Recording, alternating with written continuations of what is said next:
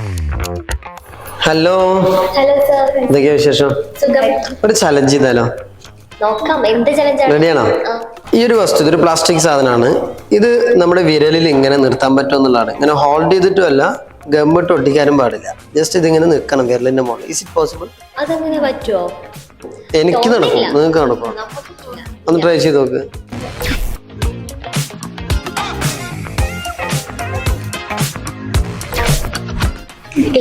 നടക്കൂല, ഉറപ്പായിട്ടും.